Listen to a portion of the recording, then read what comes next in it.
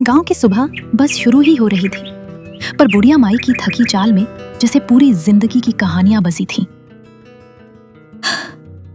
हाय राम, ये घुटनों ने भी आज कसम खा ली है क्या?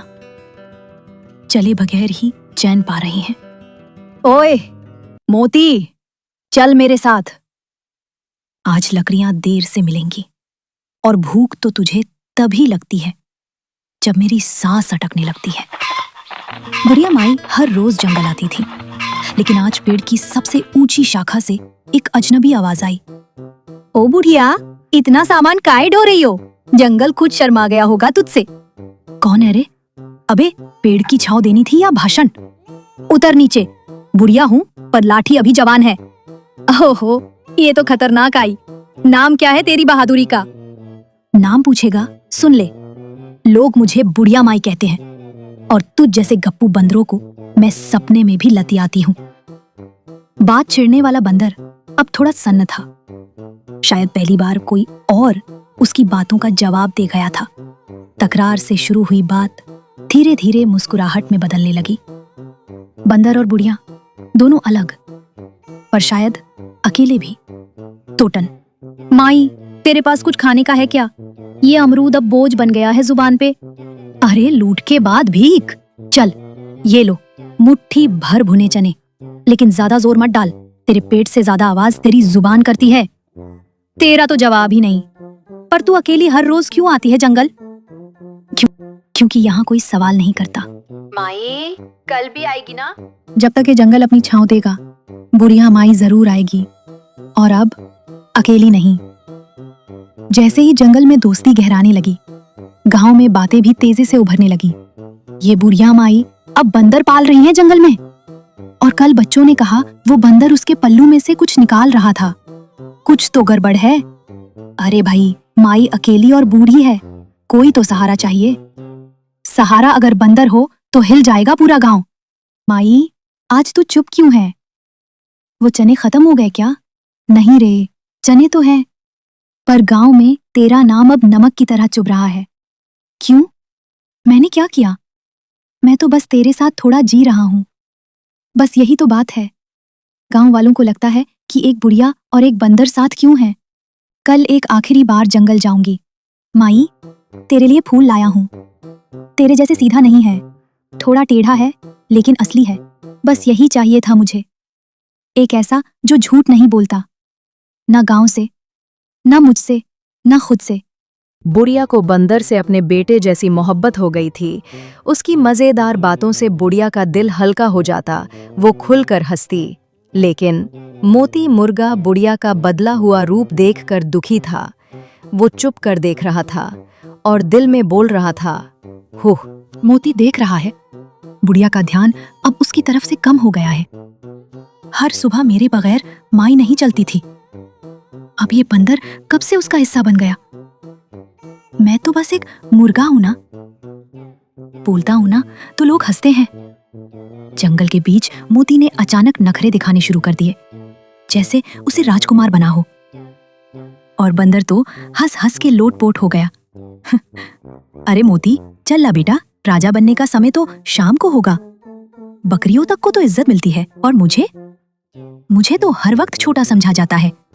ओए मोती राजा, अब छतरी भी चाहिए क्या तेरी टांग धूप से बचाने को? मोती, जो बचपन से बुढ़िया के साथ है, जानता है कि माई के चेहरे की मुस्कान के पीछे एक अधूरा इंतजार है।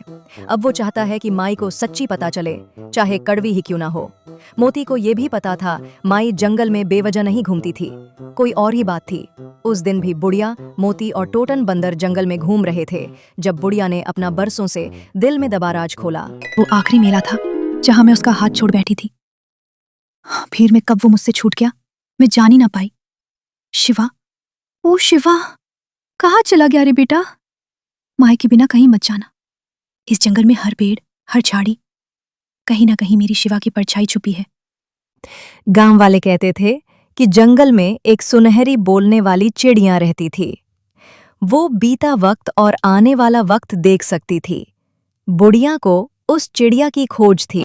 टोटन माई, अगर वो चिड़िया सच में सब जानती है तो क्या वो मेरा भी राज बताएगी? मोती, तुम्हारा राज? तुम्हारा तो सिर्फ हफ्ते में कितने केले खाए यही राज होगा। तो क्या हुआ, वो भी जरूरी राज है। और फिर जैसे वक्त थम गया, जंगल की हर आवाज चुप हो गई और सिर्फ एक रोशनी, एक उम्मीद उनके सामने थी। वो आई थी चिड़िया जो दिल की बात सुनती थी। क्या तू वो ही है जिसकी बातें लोग कहानी में सुनाते हैं? माई वही हूं जो सच्चे दिल की पुकार सुनती है। तू बोल माई, तेरे दिल में क्या दबी बात है? टोटन, क्या ये सपना है? मैं माँ हूं, और माँ कभी अपने बच्चे को भूल नहीं सकती। सालों हो गए, पर आज भी मेरी नींद उसी आवाज से टूटती है। माई। उस मेले में मैंने उसका हाथ छोड़ा था, पर उम्मीद कभी नहीं। लोग कहते हैं तू हर राज जानती है, तो क्या तू बता सकती है मेरा शिवा कहाँ है? तेरा शिवा जिंदा है। वो तुझसे दूर जरूर है, पर तेरा इंतजार कर रहा है। जंगल की हवा ठहर जाती है, माई के चेहरे पर एक दर्द भरी मुस्कान फैलती है। तेरा बेटा मिलेगा। तूने जो प्रेम दिया है वो लौटेगा। वो कुछ लेकर नहीं लौटी थी, पर फिर भी दिल जैसे भरा हुआ था। माई, तू जब मुस्कुराती है ना, तो ऐसा लगता है जैसे पेड़ों पे भी फूल खिल जाएं। शायद आज दिल हल्का है बेटा। तू, ये मोटी मुर्गा और वो चिड़िया, सबने मुझे फिर से जिंदा कर दिया है। अब जब घर पहुंचे तो मुझे हल्दी वाला पानी मत पिलाना, समझी? अरे माई, अब तो ये खुद को राजा समझने लगा है। तो ठीक है, अब से तू मेरा राजा मुर्गा और तू बावरा बंदर। तीनों हंसते हुए आगे बढ़ते हैं। पीछे छूट जाता है वो जादुई जंगल। अरे ये तो माई है, जंगल से लौट आई, और उसके साथ बंदर और मुर्गा भी। ये क्या माजरा है भाई? शिवा, आज तेरा नाम लिए बिना दिन नहीं बीता और रात भी तुझसे बात किए बिना पूरी नहीं होती। जाने कहाँ है तू, पर तेरा इंतजार अब बोझ नहीं रहा, बस एक मीठी आदत बन गया है बेटा। मोती करवट बदलता है, टोटन धीरे से आंखें खोलता है। तेरा बेटा बहुत भाग्यशाली है, जब भी मिलेगा ये आंचल, ये ममता उसके हर जख्म भर देगी। और तू भी तो अब मेरा बेटा ही है ना? हाँ माई, अब तू ही मेरा सब कुछ है। रात का अंधेरा तो सिर्फ थोड़ी देर का मेहमान है। टोटू, मोटी, चलो, वो उजला हमें बुला रहा है। अगली सुबह बेटे से मिलने की उत्सुकता में बुढ़िया सुबह सवेरे ही जंगल की ओर निकल गई, और ये शायद कोई सपने जैसा था। अम्मा, अगर उस उजले के पीछे तुम्हारा बेटा हो तो मैं उससे गले लगाने से पहले तुमसे ही चिपक जाऊंगा। पर पहले कोई कुछ खिलाए तो सही। उस रोशनी के पार तुम्हारा इंतजार है। सच में एक सुंदर लड़का उस बुढ़िया के सामने था। पहली बुढ़िया हैरान हुई, लेकिन जब उस लड़के ने माई कहकर बुलाया तो बुढ़िया उसकी तरफ भागी। मेरा बेटा, मेरा शिव, तू ही है वो बेटा जो सालों पहले चला गया था, आज माँ की दुआओं के रूप में सामने खड़ा था। रिश्ते कभी मरते नहीं, बस रास्ते ढूंढते हैं वापस आने के। मैंने कहा था मेरा चंदा जरूर लौटेगा। माँ, हर मोड़ पर तेरा नाम ही तो लेके जिंदा रहा। बुढ़िया को उस जंगल में अपना सबसे बड़ा खजाना मिल चुका था। मोटी, टोटन और बुढ़िया और शिवा अब घर की तरफ जा रहे थे। उस सुनहरे जंगल को बुढ़िया ने दिल में शुक्रिया कहा।